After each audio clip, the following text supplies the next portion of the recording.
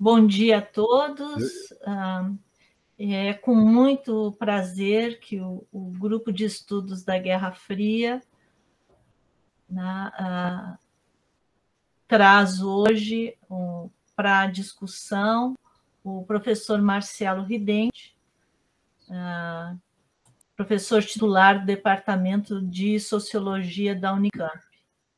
Marcelo Ridente é graduado em Sociologia e Direito pela USP, obteve seu doutorado na USP e sua livre docência na Unicamp.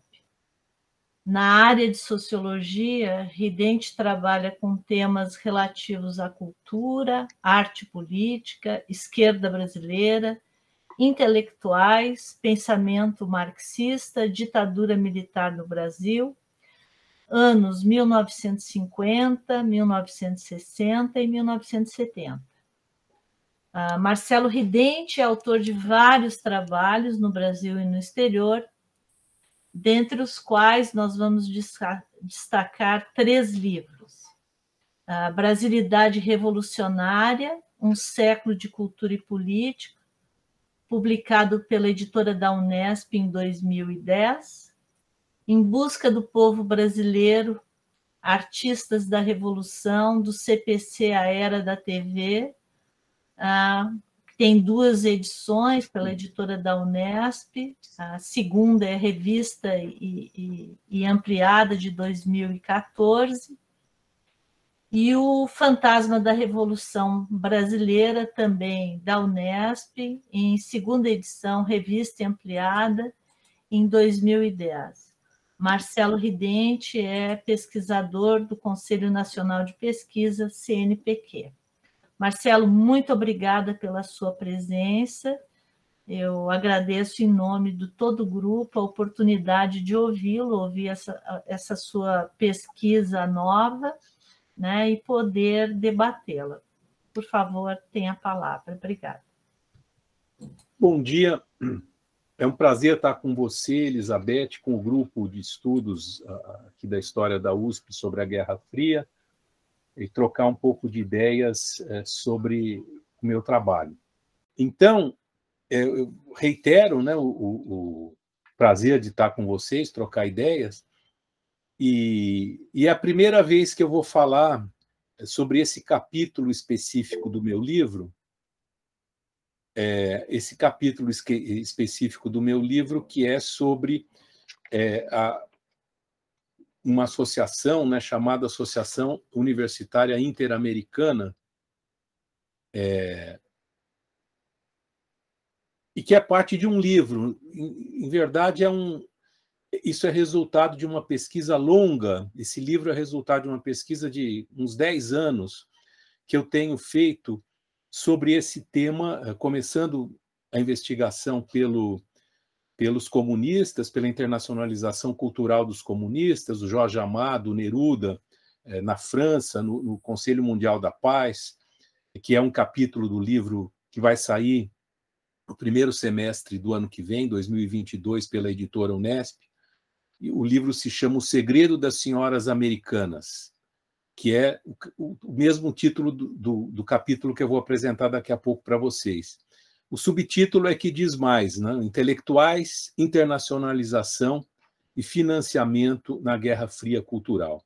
Então, eu tenho um capítulo que é o começo da pesquisa, que era sobre a internacionalização cultural dos comunistas, e apresentando, por exemplo, no primeiro congresso de História Intelectual, que foi lá na Colômbia, eu me lembro que estava o Carlos Altamirano, e ele me perguntou, escuta, e o outro lado? Seria legal você começar a investigar o outro lado também. E aí eu fui investigar o outro lado, e escrevi, e tive, nesse meio tempo, várias oportunidades de participar de intercâmbios na França e nos Estados Unidos. Fiquei um ano lá na Universidade de Columbia, em Nova York, como professor visitante, e aí desenvolvi a pesquisa que redundou no segundo capítulo, que se chama Internacionalização Cultural Liberal, a revista Cadernos Brasileiros e os seus patrocinadores do Congresso pela Liberdade da Cultura, que é um tema que Congresso pela Liberdade da Cultura é muito mais estudado fora. A gente tem aqui a Karina, que estuda esse tema na América Latina, na Argentina, é mais estudado fora. Poucas pessoas, como, por exemplo, a Elizabeth Cancelli, nossa anfitriã hoje, que estudam esse congresso no Brasil. E essa história é muito interessante. Rendeu o capítulo mais longo do meu livro, que vai ser um livraço, é o livro mais longo que eu já escrevi. E que eu posso oportunamente, quem sabe, discutir com vocês. Eu tive a oportunidade, inclusive, de entrevistar essas pessoas que ainda estão vivas, que fizeram parte da revista, como o Vicente Barreto, a Nélida Pinhon e outros. E, finalmente, o capítulo que eu passei para vocês lerem, que é um resumo pequeno, em 20 e poucas páginas, de um capítulo que tem 120 páginas, que eu intitulei o capítulo O Segredo das Senhoras Americanas, Estudantes Brasileiros na Terra dos Kennedy, e que é o que eu vou apresentar para vocês. É a primeira vez, sobre os outros capítulos, eu já falei um pouquinho em congressos internacionais e nacionais, e também escrevi pequenos textos que foram publicados. O que eu estou apresentando para vocês é primeira mão, quer dizer, eu nunca falei publicamente desse texto e nem publiquei nada, porque a gente faz, vocês sabem, a gente vai publicando. Por exemplo, o primeiro capítulo do livro, que tem umas 60 páginas, eu tinha escrito já um artigo de umas 30. O segundo capítulo, que tem 180, eu já tinha escrito 2 artigos de 20 e pouquinhas páginas cada um. Mas esse capítulo que eu vou apresentar para vocês é inteiramente inédito. Então, esse capítulo, Os Estudantes Brasileiros nas Terras dos Kennedy, ele começou porque eu tinha alguns amigos que participaram disso. Por exemplo, o professor titular da USP, o Brasílio Salum Júnior, professor titular de Sociologia, um outro colega que também era presidente da ANPOX, Associação Nacional de Pós-Graduação em Pesquisa em Ciências Sociais, quando eu era secretário executivo, que era o Rubem Oliven, lá gaúcho, foi presidente da ANPOX e também da Associação Brasileira de Antropologia, e eles estiveram, e eles me contavam um pouco. Eu fui ficando curioso para conhecer esse evento. Uma outra coisa que eu sempre ouvia e lia na bibliografia, de que o Marco Maciel, que foi vice-presidente da República na época do Fernando Henrique, teria tido ligações com a Aliança para o Progresso. Então, umas coisas que soavam assim um pouco pano de fundo na bibliografia. Então eu fui investigar, né, essa associação, que existiu de 1962 até 71, e mandou para os Estados Unidos um total de 839 estudantes durante 10 anos. Foram 10 turmas, uma média de 80 por ano. Primeiro ano que o pessoal mandou a comitiva para lá, eram 72 alunos. Então, todo ano, no mês de julho, nas férias de verão em Harvard, eles mandavam um...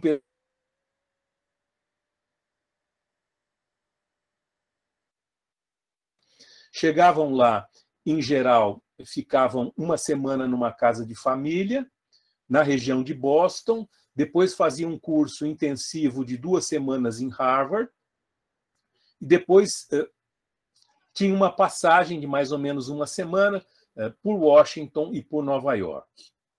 Então, esse evento permite, ao meu ver, uma mirada um pouco diferente dos chamados anos rebeldes, que é os anos 60, que eu tanto estudei aí nesses livros que a Elizabeth Cancelli citou para vocês.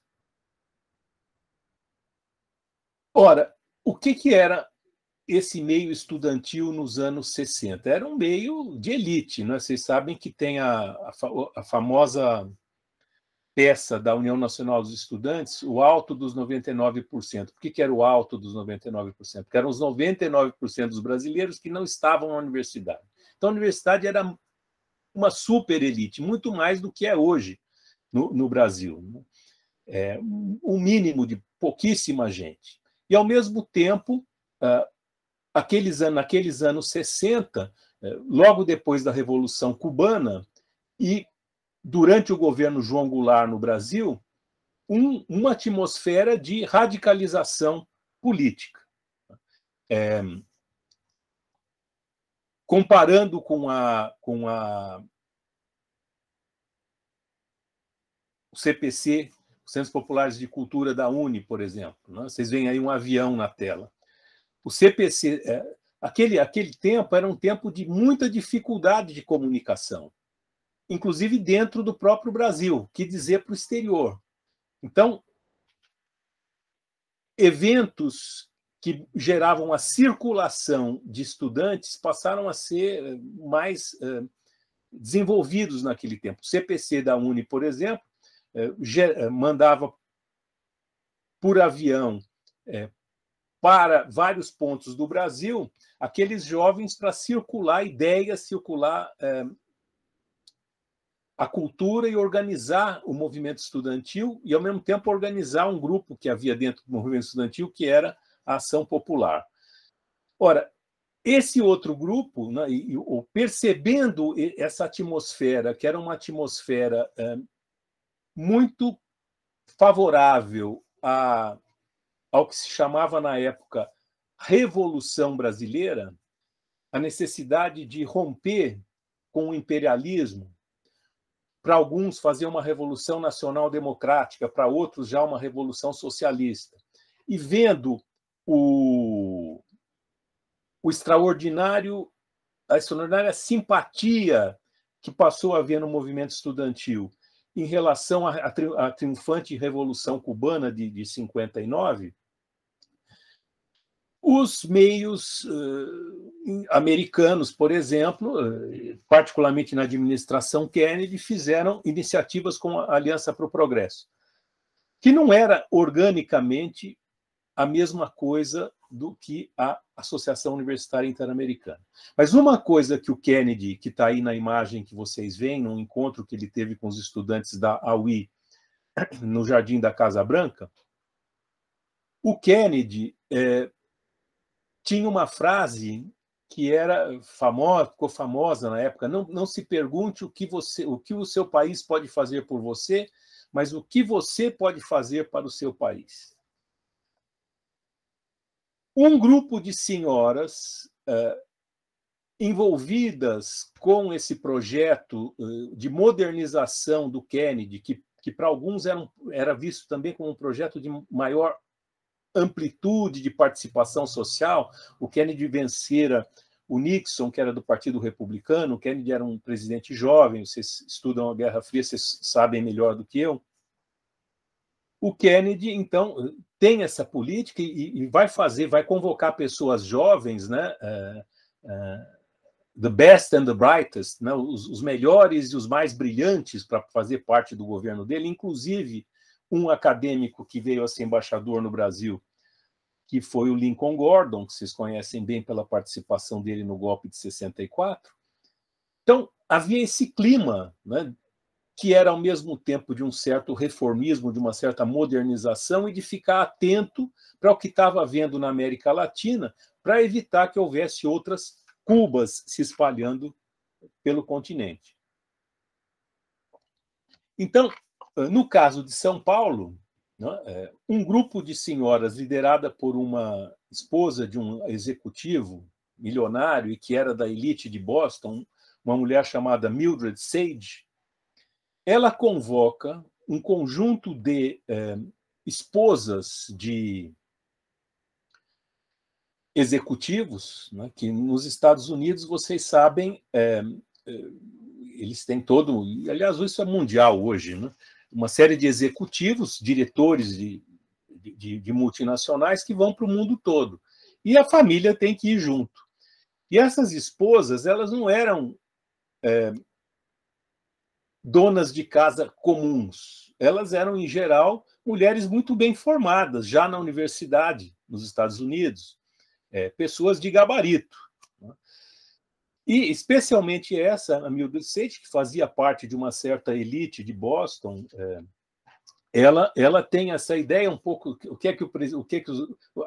pegando o mote do presidente Kennedy, não veja o que é que o país pode fazer por você, mas o que você pode fazer para o país. E ela resolveu fazer pelo país, porque ela constatava o que ela achava, ela e as outras mulheres de empresários, uma enorme injustiça, porque no parecer delas, os Estados Unidos são a grande potência do mundo, a grande potência democrática.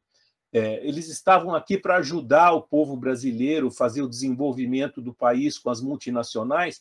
E como é que esses estudantes podiam se deixar seduzir por essas ideias malucas da Revolução Cubana? Ou, naquele momento, começava uma leve ofensiva, entre aspas, soviética, no intercâmbio estudantil.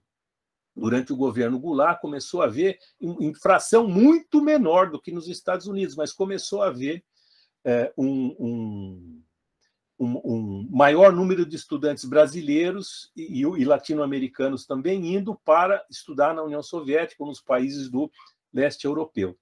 Então, os Estados Unidos, que já tinham uma tradição forte de ajuda e de intercâmbio com o Brasil, passaram a aumentar isso também. E no caso a Mildred Sage, aí ela resolveu aí tomar então essa iniciativa de dizer, olha, nós temos que entrar nessa batalha que na época teve até um filme que ganhou, né, ganhar Hearts and Minds, Corações e Mentes, né, a disputa por corações e mentes. Então ela falou, vamos entrar aqui, vamos mostrar para essa molecada brasileira que os Estados Unidos não são esse bicho-papão, nós somos um grande país, nós temos instituições democráticas, nós temos que mostrar que existe uma simplificação acachapante da imagem que se tem do nosso país. Ela buscava, então, né, convencer os estudantes, mostrar aos estudantes a enorme capacidade que tinha aquele país. E nada melhor do que para isso pegar uma universidade de ponta da Ivy League nos Estados Unidos, talvez para muitos a melhor universidade americana, que era Harvard, que dava cursos de férias para os estudantes, e levar os estudantes para lá, para eles verem como é a vida americana, para eles conhecerem a universidade americana. E vejam, naquele momento, começo dos anos 60, a universidade brasileira estava engatinhando, talvez a única universidade que se assemelhasse minimamente com o que é o padrão internacional de universidades e que hoje é mais ou menos comum no Brasil, mas naquele tempo não era a USP, justamente porque a USP tinha sido feita desde os anos 30, 40, por professores estrangeiros que vinham para cá, tem toda a história dos derrotados da chamada Revolução Constitucionalista de 32, que vão tentar fazer da USP Universidade de Ponta, e com uma internacionalização, mas isso era quase que único na USP, e mesmo assim, diferente ainda do que era o grande modelo americano, que hoje em dia é um pouco o que a gente tem mais disseminado na universidade em geral no Brasil, mas naquele tempo não era. Então, eles queriam levar os estudantes para Harvard, para eles conhecerem, mas não só isso, eles fizeram um projeto que era inicialmente ficar uma semana na casa de famílias. Na casa de famílias, na região de Boston,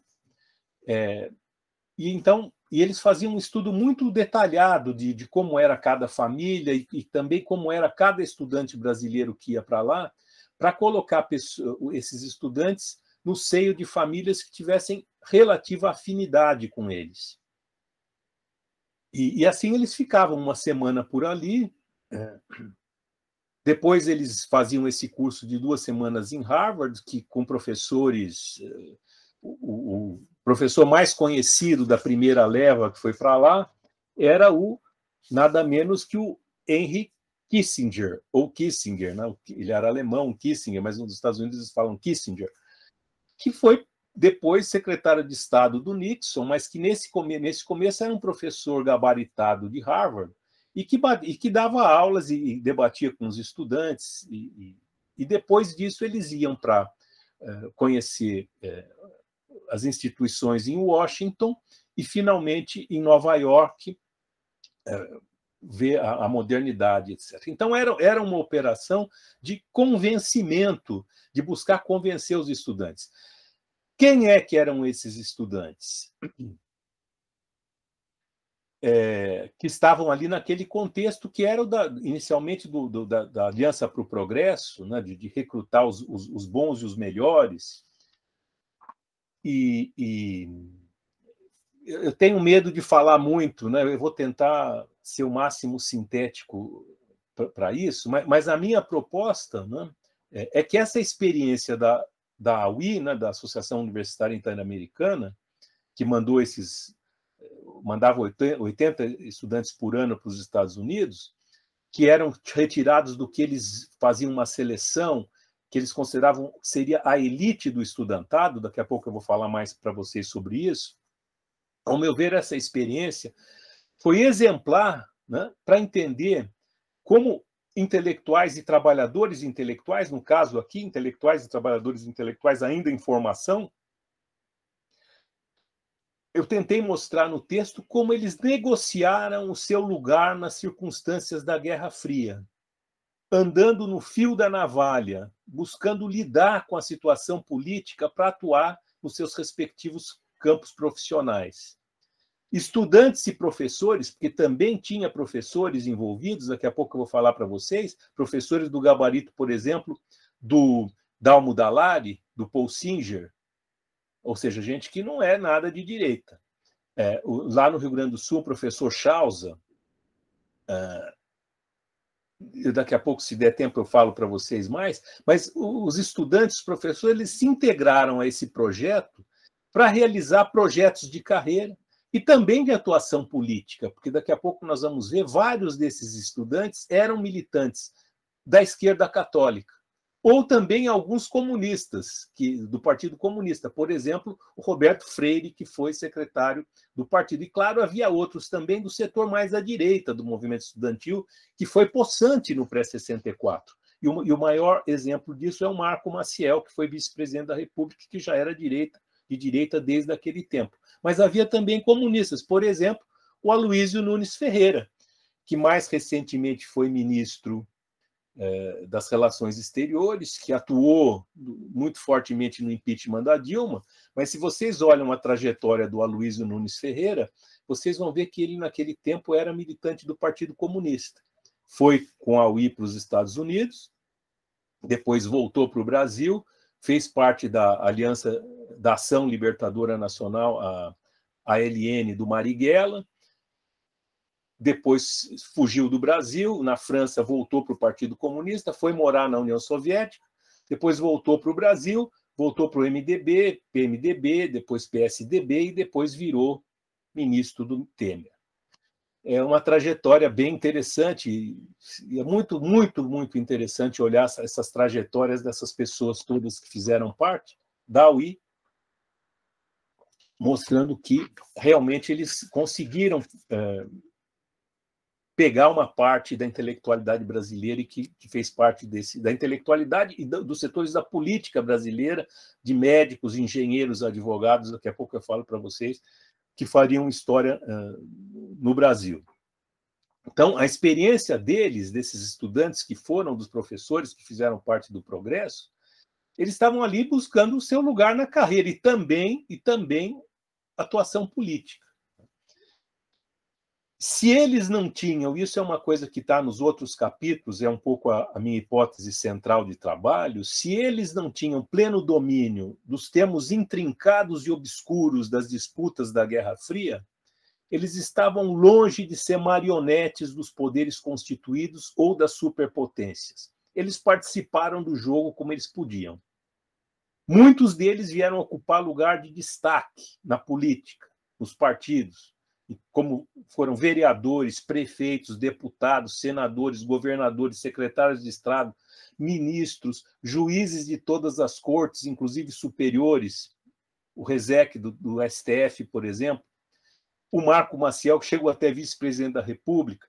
Vários se tornaram empresários, profissionais de prestígio, advogados, médicos, engenheiros, economistas, diplomatas, artistas e outras ocupações, né? Inclusive muitos professores universitários que conseguiram postos elevados como reitores, ocupando cargos no aparelho de Estado. Por exemplo, o Elgio Trindade, é um dos que me deu entrevista. Eu entrevistei umas 10, 12 pessoas, né? O Elgio Trindade é um deles, que foi reitor da UNILA, por exemplo, foi reitor da URGS, lá no Rio Grande do Sul. E olhando a trajetória dessas pessoas dele, depois, nós vamos ver que alguns aderiram ainda aos governos militares, tiveram postos. Eles galgaram posições também depois da redemocratização. Muitos chegaram a ser perseguidos pela ditadura. No limite, 2 dos antigos participantes da UI, o Boanerges de Souza Massa e o Rui Frazão Soares, vieram assassinados pelo regime militar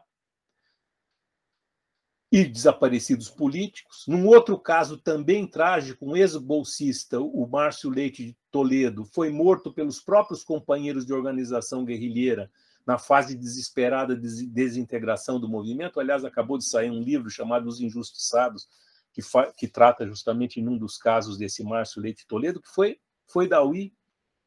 Então, os exemplos de pessoas que participaram é enorme, né? Então, eu falei já dos políticos, Aloysio Nunes Ferreira, Roberto Freire, Sérgio Guerra, Luiz Gonzaga, Fonseca Mota, o deputado Ayrton Soares, Caio Pompeu de Toledo, José Tomás Nonô, Getúlio Hanachiro, Flávio Arnes, enfim, é uma multidão de gente, né? Que fez parte disso, né? E na academia também, né? O Zé Vicente Tavares dos Santos, que me deu uma entrevista, foi presidente da SBS, o Rubem Oliven, que eu já falei, Antônio Lavareda, a Lúcia Lippe, o Brasílio Salum, Benício Schmidt, Marcos Miller, Lígia Sigol, Luiz Motti, Geraldo Miller, uma série de pessoas, inclusive vários que chegaram a ocupar cargos de direção. O Paulo Sérgio Pinheiro, que todo mundo conhece, foi presidente da comissão aí da Verdade e da Justiça. Então, o número de pessoas que fez parte disso é muito expressivo. E eu coloquei aqui, né, os tópicos que vão fazer parte do capítulo. Eu apresentei para vocês um artigo de 20 e poucas páginas, que é um resumo desse texto, que tem mais de 120. E aí vocês veem o resumo, né, dos capítulos. Eu não, naturalmente, se eu for falar sobre cada um, eu vou ficar aqui até amanhã contando, né?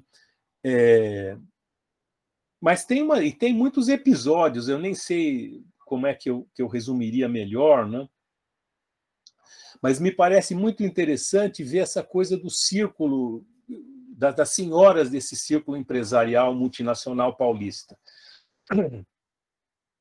E que é uma coisa que quase não é estudada e que me parece muito interessante, porque a gente vê, por exemplo, essa Mildred Sage e uma outra, e tem outras senhoras aí que foram muito significativas, né? Por exemplo, uma delas chamada Margaret Price, casada com Hickman Price, que foi presidente da Mercedes-Benz no Brasil, depois foi secretário do Departamento de Comércio nos Estados Unidos, 61, 63, um cara do Partido Democrata. Uma outra chamada Ellen Bunker Gentil, que era casada com um oncologista, um médico oncologista cearense, que foi para os Estados Unidos, se casou com ela, que era filha de um tipo chamado Ellsworth Bunker. que era um falcão da política exterior dos Estados Unidos.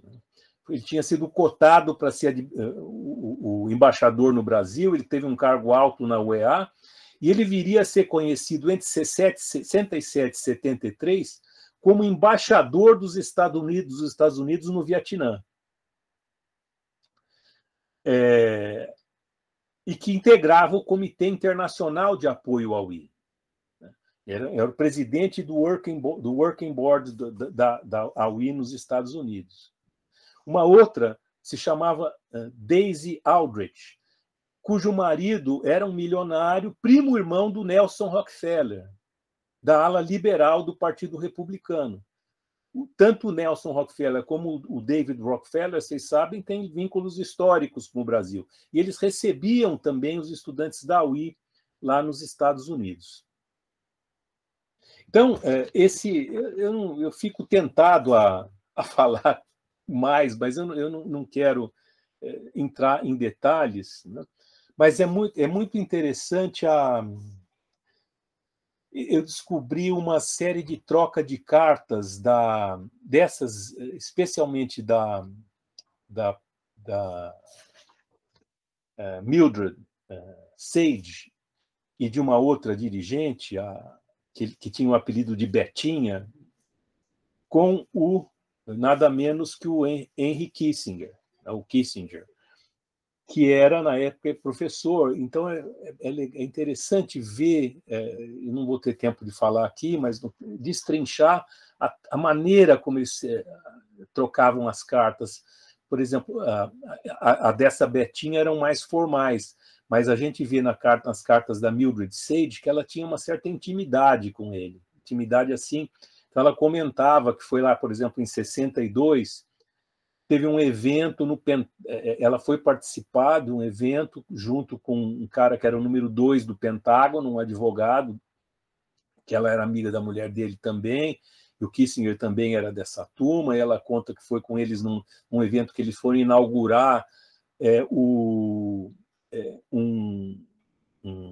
como é que chama? Um cruzador, enfim, um desses aparelhos militares, e ao mesmo tempo ela fala do que ela advertiu para ele sobre o que estava acontecendo no Brasil no pré-64, dá a entender que era muito crítico do João Goulart. Ao mesmo tempo ela pede dinheiro para ele e convida o Kissinger para vir para a casa dela de férias no Brasil. É uma mistura assim que aparece desde da discussão sobre a alta intervenção dos Estados Unidos na questão nuclear mundial, até coisas de comadre, de compadre, de amizade, de compadrio. Mostrando que uma hipótese que eu levanto, ela não era simplesmente uma mulher de um executivo que não tinha nada o que fazer e que resolveu botar isso daí. Não, ela era uma pessoa que era uma intelectual orgânica das classes dirigentes nos Estados Unidos.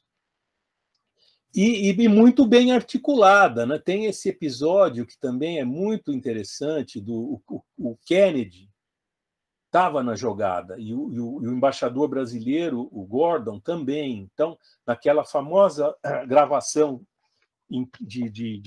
fim de julho de 62, em que o Lincoln Gordon aconselha o Kennedy, eles estavam tramando ali por trás do pano a ajuda que foi dada, né, a eleição, para ganhar a eleição, que acabaram imaginando com isso. Olha, ainda era o parlamentarismo do João Goulart. Eles estavam tramando que, se aquilo não desse certo, o conselho do Lincoln Gordon para o Kennedy era fazer apoiar os militares no Brasil. Isso já em 62, ainda na época do parlamentarismo. Mas isso a gente soube depois. Mas nessa mesma conversa está gravado o pedido do Gordon para que o Kennedy recebesse esses estudantes brasileiros. Ele explica nessa fita o que era o negócio, explica para o Kennedy que é uma operação de convencimento, que eles não estão simplesmente convidando pessoas já pró-americanas, tem alguns que são já pró-americanos, mas ele explica, na maioria é um pessoal nacionalista e muitos deles até hostis aos Estados Unidos, e que eles precisavam ganhar esse pessoal para o lado americano. E o Kennedy, muito simpático, faz um discurso, vocês veem aí na imagem ele recebendo a molecada lá, ele é uma coisa que é naturalmente de propaganda, isso foi filmado, e ele fez lá um discurso bonito. E aquele menino que está ali perto do microfone resolveu fazer algumas perguntas para ele, fala para ele vir ao Brasil e conhecer como era o Nordeste no Brasil e tal, e pergunta para o Kennedy, mas não foi essa a pergunta que o deixou embaraçado, ele perguntou para o Kennedy o que ele faria se o Brasil resolvesse socializar os meios de produção. E o Kennedy deu uma resposta muito diferente daquela que a gente ouviu ele dar para conversar, né, conspirativamente com o Lincoln Gordon nos bastidores. Não precisava de nenhuma socialização, eles já iriam intervir no Brasil, independentemente de atitudes mais radicais, dependendo do caminho daquele governo. Mas publicamente ele disse não, o Partido Trabalhista na Inglaterra ganhou as eleições e eles são nacionalistas, o importante é que o povo saiba escolher e que o povo é muito melhor escolher o que é o mundo livre, não o que é a China, não o horror da cortina de ferro, enfim, dá uma resposta assim. Mas em seguida veio o que perturbou. Esse rapaz perguntou para ele, escuta, você está falando tanto de paz, e eu assisti ontem na televisão um documentário que era justamente sobre só passava avião e poderio bélico americano. Como é que o senhor fala de um jeito muito educado, tal, mas atrevido? Como é que o senhor está dizendo aí e aquilo aparece? Vocês querem? E aí o Kennedy ficou meio, ele perdeu um pouco a compostura, mas logo se colocou. E isso depois foi noticiado nos jornais americanos, gerou nas cartas que essa Mildred Sage escreveu para o Kissinger, por exemplo, ela comenta como o Pentágono foi embaraçado, e porque, enfim, a entrevista saiu um pouco do script da Casa Branca. No ano seguinte, o Kennedy deu outra entrevista, né? E dessa vez com menos interação. E depois não teve outra porque o Kennedy foi assassinado. Mas o irmão dele, o Bob Kennedy, que todo mundo sabe, né? Passou a receber o pessoal da UI também, todos os anos. Então, era uma atividade que era muito bem costurada com o embaixador americano no Brasil, com também setores de alto poder nos Estados Unidos. Não era um intercâmbio qualquer, né? Era uma coisa muito bem costurada.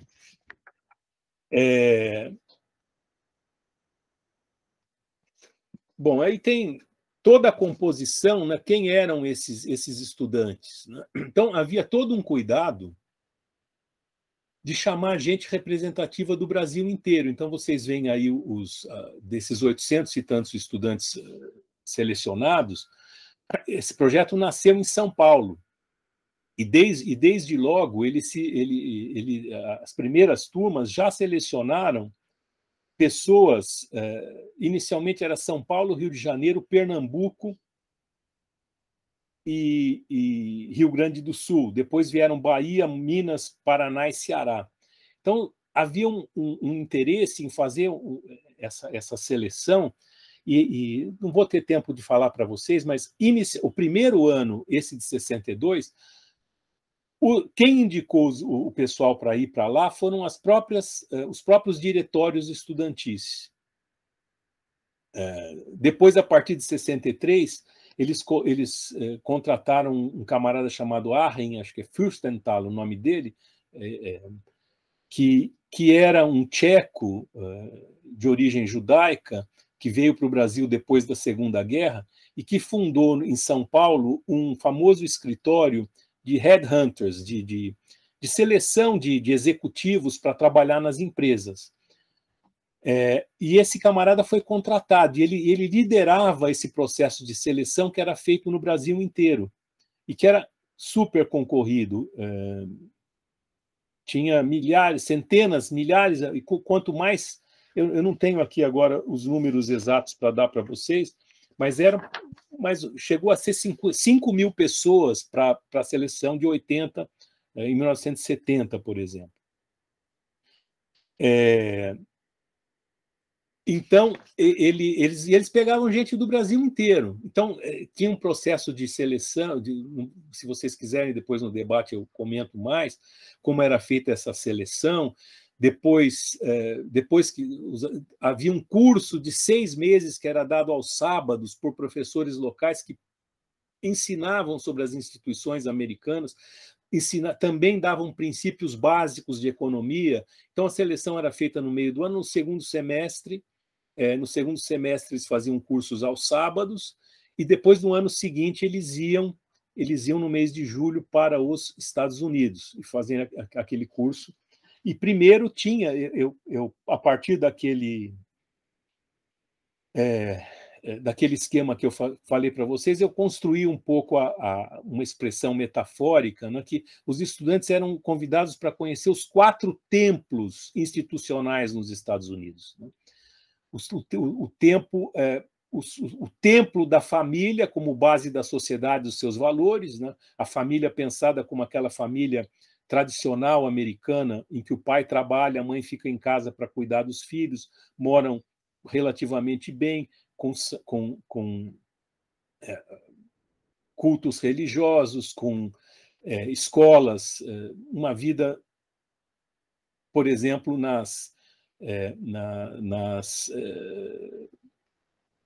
nos bairros, né? Como a gente vê, por exemplo, naquele seriado Anos Incríveis, que passava na televisão, e que é um modelo que é meio ahistórico, né? Então,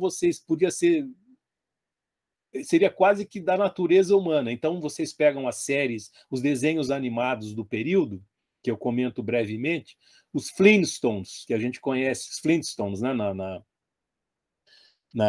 Até hoje passa na televisão, ou os Jetsons. Os Flintstones são no passado e os Jetsons no futuro, mas o modelo é o modelo de família, pai que trabalha, mãe dona de casa, e filhos cuidados, e eletrodomésticos e automóveis. Fosse na Idade da Pedra ou na Idade do Espaço, os Jetsons, os Flintstones, era aquele modelo que, na verdade, é um modelo só.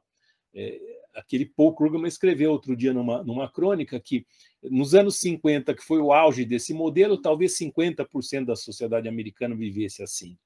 E hoje em dia são talvez 14%. Mas o modelo continua em pé, né? E em grande parte foi implodido naqueles anos 60, especialmente não só pela colocação de modos de vida alternativos, da contracultura, do movimento hippie, mas do movimento feminista. O lugar das mulheres também foi mudando na sociedade, do que era o próprio fato de serem mulheres que organizaram esse evento, já é expressivo de mudanças. No entanto, esse evento era um evento cujos participantes foram apenas 17% dos que foram enviados para os Estados Unidos eram mulheres. O grosso eram homens, eram masculino. Porque a elite estudantil, e as mulheres em 70 já eram 42% da universidade. Mas eles não queriam levar para os Estados Unidos pessoas representativas de todos os lados, etc. Eles queriam levar para lá quem eles entendiam que seriam as elites dirigentes do país. E essa elite dirigente do país era vista inicialmente como masculina. E essas elites eram, em geral, brancas. Não há dados estatísticos sobre origem étnica, mas vocês veem pelas fotos das turmas que eram muito raras pessoas que não fossem brancas. Então, vocês veem aí, né, que a ideia era pegar gente do Brasil inteiro e gente que eles consideravam da elite estudantil do Brasil inteiro. Eram provas, havia entrevistas, tinha prova escrita, tinha entrevistas. Tem todos os critérios que eu comento no artigo, que não caberia a gente falar agora, e tem a composição. A composição eram os cursos famosos, que até hoje são da elite no Brasil, né? Direito, Engenharia, Medicina, e a nova, que despontava ali, que era a economia. Então, vocês veem ali o percentual altíssimo está nesses setores, de quem realmente mandava e ainda manda no país, né? E eram esses mesmo que eles estavam tentando recrutar, pegando as elites formadoras. No entanto, havia uma brecha na área de humanas, sobretudo para a filosofia e ciências sociais, particularmente a sociologia, que eram os setores que estavam, no caso, na época, pensando a questão da modernização. Era um pouco visto como a elite das ciências humanas. A história, por exemplo, teve 5 participantes nesse momento. História, letras teve 15. Os cursos, mesmo matemática, física, química, quase nenhum selecionado. Por quê? O objetivo desse programa não era pegar cursos que formariam professores de segundo grau. O objetivo deles, diferentemente de outros intercâmbios que viriam nos anos seguintes, não era também promover mulheres e negros. O objetivo deles era claramente ter uma inserção nas elites estudantis. Inclusive, como já anunciava o Gordon lá para o presidente Kennedy, e aparece em inúmeros documentos, especialmente gente que fosse dirigente ou que fosse ligada a posições de esquerda, e que eles estavam, de certa maneira, preocupados com a penetração de ideias de esquerda dentro ou de ideias comunistas, melhor dizendo, dentro de setores de elite do movimento estudantil. Então, eles levam gente de todo o país, dessas áreas. Vocês veem aqui como era um evento naquele tempo. Andar de avião, mesmo para as classes médias que participavam, era um evento. Porque tanto que eles tiravam fotos junto com o avião. Isso foi mudando ao longo do tempo, né? Aqui vocês veem as imagens também. Isso é importante dizer para concluir, como as coisas foram mudando nos Estados Unidos ao longo não só nos Estados Unidos, como no Brasil. Começou a década que era o governo João Goulart, 70 era o Médici. Então, João Goulart, depois golpe de 64, depois governo Castelo, depois Costa e Silva, depois a Junta, depois o Médici. Nos Estados Unidos, o projeto do Kennedy foi por água abaixo. O Nixon acabou eleito no fim da década. A Aliança para o Progresso acabou murchando também. E dentro dos Estados Unidos, 63 marchas sobre Washington. Depois, o assassinato do Kennedy, depois do John Kennedy, depois o Bob Kennedy indo para posições mais democráticas e abertas, assassinado também. Luther King assassinado. Antes, o Malcolm X, violência explodindo, surgimento dos Panteras Negras. O pessoal que ia para esse seminário, muitos eram de esquerda, e eles tiveram contato com os Panteras Negras, também com o pessoal do Students for a Democratic Society, estudantes para a sociedade democrática, que tinham ligação com isso. E veja, aqui tem uma imagem de como eram da publicação em jornal para chamar as pessoas para fazer o teste, para ir para o evento. E vocês veem que nos primeiros eventos, todo mundo de terninho e gravata, as mulheres com tailleurs mais sóbrios, né? E aqui vocês veem, quando chega a 68, como já está todo mundo quase que como em férias de verão, né? Aqui está essa daqui da direita, é a Mildred Sage, que eu falei para você.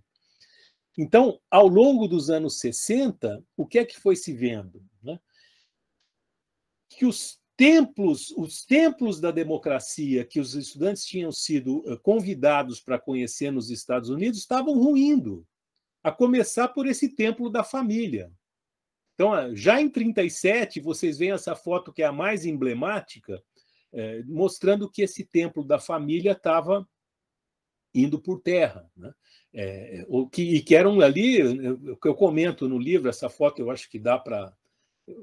Vocês veem lá, família, branco, modelinho, pai, mãe, filho, mulher, um menino, uma menina, um cachorrinho e um automóvel, sendo que a massa da população negra, pobre, pedindo esmola, isso já desde o começo. Mas então, nós vamos ver que esse modelo ele foi se esgarçando.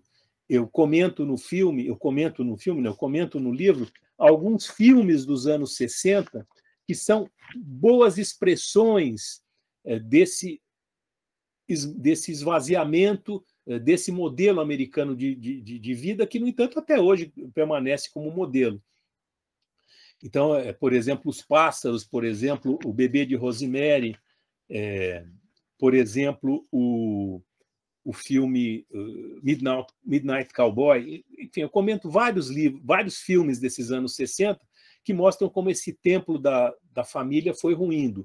Por outro lado, o tempo do saber em Harvard, com a Guerra do Vietnã, com o desenvolvimento da esquerda americana, com os Panteras Negras, e com as ocupações das universidades, 69, com todo Colômbia também, o pessoal ia depois, ficava hospedado na Universidade de Colômbia em Nova York, também teve uma ocupação. A Universidade Americana também estava se esgarçando aquele modelo do saber de Washington, que era de Harvard, que era apresentado. O Washington, então, nem se fala, né? Com os assassinatos políticos, depois com antes com, enfim, a marcha sobre Washington, também estava se esmilinguindo. E o templo da modernidade em Nova York, onde o pessoal ia para o final, já nos anos 60 se anunciava o que aconteceu nos anos 60, uma degradação enorme daquela sociedade. E nos últimos anos, o pessoal visitava muito os acampamentos dos Panteras Negras, tinham problemas, não dá tempo de eu comentar aqui com vocês. Então, aqueles templos, aquela construção hegemônica se esvaziou. Era preciso rearticular a hegemonia. E para isso não cabia mais. Não era mais o momento da UI, não era mais o momento da Aliança para o Progresso. E aquele projeto se esboroou, inclusive com as mulheres que fizeram parte disso. Muitas se separaram dos maridos, né? A seu modo. A Mildred Sage voltou para os Estados Unidos. Os Estados Unidos, que na época já não eram mais, no fim dos anos 70, fim dos anos 60, começo dos 70, não era mais aquela imagem do Kennedy, mas era a imagem do Nixon, era a imagem do apoio claro à repressão. E eu comento no livro 14 casos de pessoas que foram processadas pela justiça militar, que participaram da UI, aquele caso daqueles 3 que foram mortos, 2 pela repressão e 1 pelos próprios companheiros, e todo esse jogo que foi muito da época de um lado do soft power, de conquistar corações e mentes, e de outro da repressão. E eu vou terminar a minha exposição com o que está no livro do Flávio Tavares, Memórias do Esquecimento, que tem um episódio que ele conta que, enquanto ele estava sendo torturado, havia uma maquininha, um rádio que era usado como máquina para controlar os choques elétricos, e era um rádio. Então, o cara aumentava o choque que ele tomava ou diminuía usando esse rádio. E no rádio tinha o símbolo da Aliança para o Progresso. Então, quer dizer, essa mistura do... provavelmente não era programado esse rádio para ser... Ele era programado para atividades de apoio logístico e pacífico, né? Mas ele foi adaptado para a repressão. Então, eu trabalho no texto, e não dá tempo de eu falar aqui, eu acho que isso nem apareceu muito nesse resumo que eu coloquei para vocês, né? de como se esvaziou esse projeto e de como depois, eu até termino o texto, acho que não o que eu passei para vocês, mas o do meu texto, né? Misturando um pouco o fim da ética protestante do Max Weber, quando ele fala da jaula de ferro, né, que prende a sociedade que supostamente é livre e que as pessoas acabam sendo aprisionadas numa jaula de ferro. E eu termino o texto falando justamente nessa jaula de ferro em que esses participantes da UI acabaram presos no final, né, cada um fazendo o seu rumo depois. E esse evento, se ele tinha o interesse de mostrar para as pessoas e de impressionar o que era os Estados Unidos, ele foi de muito sucesso, mas não necessariamente para conquistar, pelo menos de imediato, as pessoas, muitos voltaram para o Brasil e foram para a guerrilha, por exemplo. Mas alguns, né? Não muitos. Mas eu não vou me estender demais, né? Só dizer que esse foi um evento muito expressivo dos anos 60, né? Que permite um olhar diferente dos que eu dei em outros livros que eu escrevi sobre os anos 60.